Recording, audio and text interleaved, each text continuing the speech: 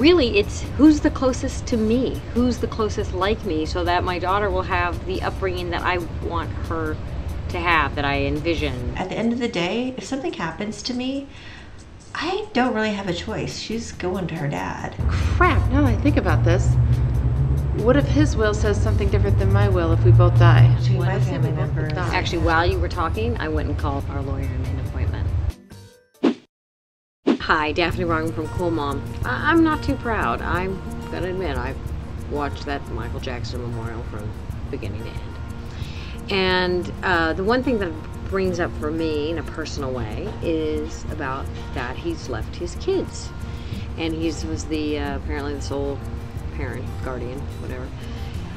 So there's much to do in the will, goes to his goes that the kids will go live with his mother, and if not, Diana Ross, I guess, will take care of them. Now, I don't think Diana Ross would take care of my kids, so I'm wondering, have you thought about what would happen, God forbid, if you pass and if you and your spouse or ex-husband or baby's daddy or whatever moved on? Daphne, you have completely exposed a huge failing of mine, because I don't have a lot of plans for when I die. I don't have a will. You know, I do have people in mind to take care of Paige, but at the end of the day, if something happens to me, I don't really have a choice. She's going to her dad, and that absolutely keeps me from dying. I can't die. I've made a will and I have assigned guardians. Of course, if something were to happen to me, the children would be with their father. No questions asked, boom, boom, there they go. And I have a life insurance policy, so right away, boom, $1 million. That should allow them to buy the house and live in it and go to college.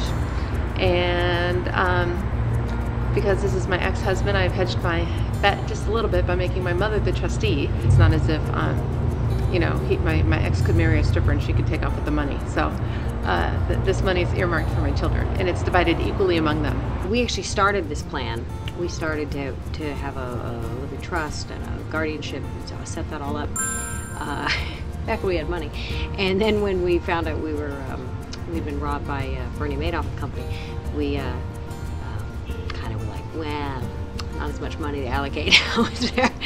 So we've sort of left it in the back burner, but you know, we've got to do it. My plan is not to die before she turns 18. I think there are a lot of single moms out there that are in the exact same situation. I mean, and I guess it's quite similar to the Michael Jackson, even though, of course, I'm not a king of pop, but you know, there's this mother there that is the biological mother of two of his kids, and she's got parental rights, even though she hasn't spent, you know, any time with them for years. Now for me, I know my kids will be taken care of with my husband, that, you know, he'll make sure they're dressed and in school and so forth. But there is something that I think a lot of subtleties and nuances that moms see that dads don't.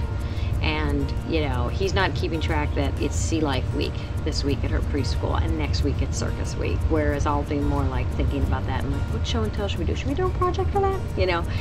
And I think that's a nice thing. I have no reservations whatsoever about the children going with their father. He's an amazing father, and I have no qualms whatsoever, and there's no question that's who they'd want to be and that's who they belong to. It's when something happens to both of us that I would worry, because I think we'd have different ideas about this, and now that I think now that I think about this, what if his will says something different than my will if we both die? Let's say we both could die crashing into each other, so it's the same day, and he wants the kids to go to his family and I want them to go to my family. That's an interesting case study. Hey, any lawyers? Karen, you want to speak up on that one? So here's my thought process on how I pick who would take care of my kids if my husband and I both exit stage left. Really, it's who's the closest to me, who's the closest like me, so that my daughter will have the upbringing that I want her to have, that I envision, that I narcissistically forecast, whatever. And I have two great sisters who live close, who are both married to nice people. So it's almost kind of a coin toss between the two of them. I don't even like to think about or consider what would happen if I wasn't around for Paige. I would much rather her go to first one or two of my friends who I really trust would honor my philosophies about parenting and want to celebrate that in some way, and carry that for the next 4 years as Paige goes into high school. And then secondarily, I would choose one of my family members, probably my brother. That in a nutshell is not a lot of options for me to ever die.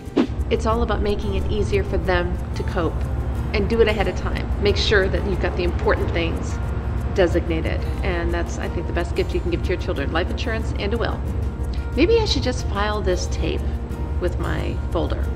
Then everybody will know, okay? Sounds good. Instant will. The conversation is happening now at momversation.com.